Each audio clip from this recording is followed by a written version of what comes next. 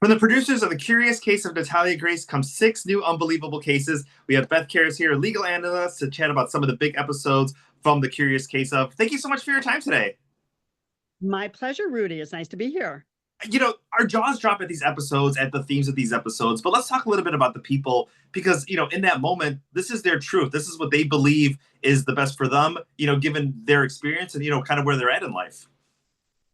That's right. Which episode are you talking about? The cult? The cult, Jodi Hildebrandt, I want to go to those episodes specifically, but just, some of these things where people feel like this is the best decision for them at that time. Fair enough. Right. So that's what makes some of these stories really fascinating because we as viewers may not agree with them, but who are we to judge these people who think they are doing what they should be doing? They're following a certain life journey. I mean, that's people in cults choose to follow a leader, even if it seems to be damaging to them. And we will see that in the final episode that airs in 2 weeks. And that's a 2-hour episode because there's so much to tell of that virtually untold story. That's the Doomsday Cat cult. But, there are people who are following Jodi Hildebrandt. She's a therapist in the Mormon community recommended by elders of the church to help married couples in family counseling.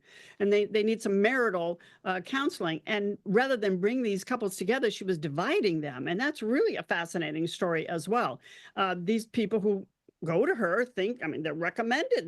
They need to see Jodi Hildebrandt. And then Jodi's got her own agenda, apparently. Yeah. So that's a little twisted. Yeah, I mean, especially speaking of the episode, I mean, we get to meet one of the guys. He makes a healthy, normal discovery as a 13-year-old, boy, but that also ends up turning his life upside down, and not necessarily at that moment, but later on in life. Talk a little bit about, her impact and maybe some of the empowerment that some of the women are feeling, through some of these leaders.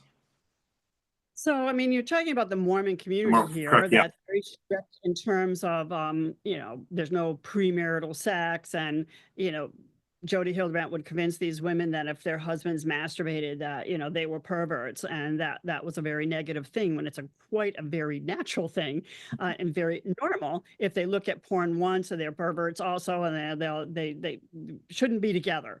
So she was dividing these couples based on this sexual stuff primarily, and she developed this really unhealthy relationship with a very popular mommy vlogger, beautiful woman named Ruby Frankie, and that took its own dark course.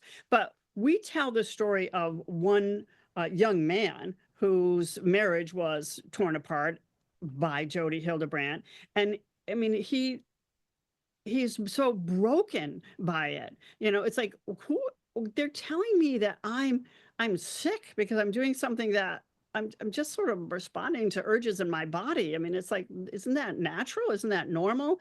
So it should be eye-opening for some people to see how repressed some communities can be when it comes to sex. And obviously, we got to talk about the Doomsday Cat. 2-episode extravaganza, because it's not just one episode. I mean, this story is going to go across 2 different episodes.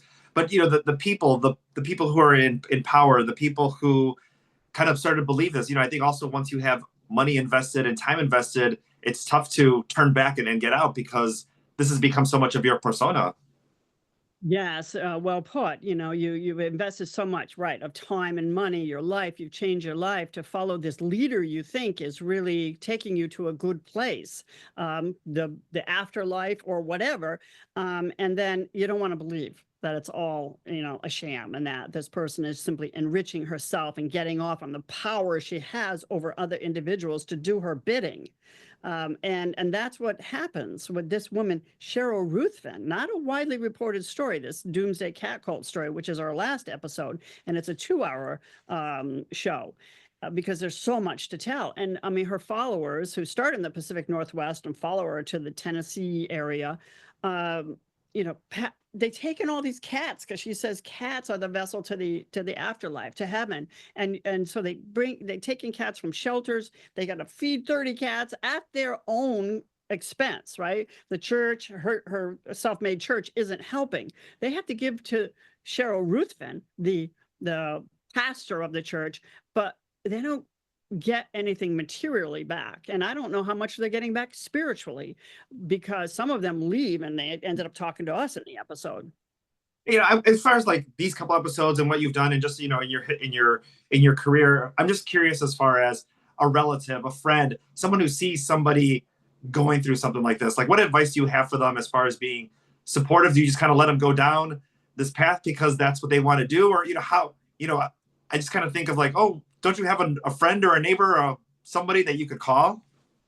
So it's a good question. We all have free will. At what point do you interfere with somebody's life choices? I mean, family members probably have a better shot at intervention, and we know that parents, when their children get sucked into a cult, they can hire experts to help them extract their children. It gets a little more complicated when you're talking about adults helping adults, and you can seek professional advice about how to do it. But in the end, I mean, we do have free will. And unless a crime is being committed where you can really like extract someone, it can be challenging.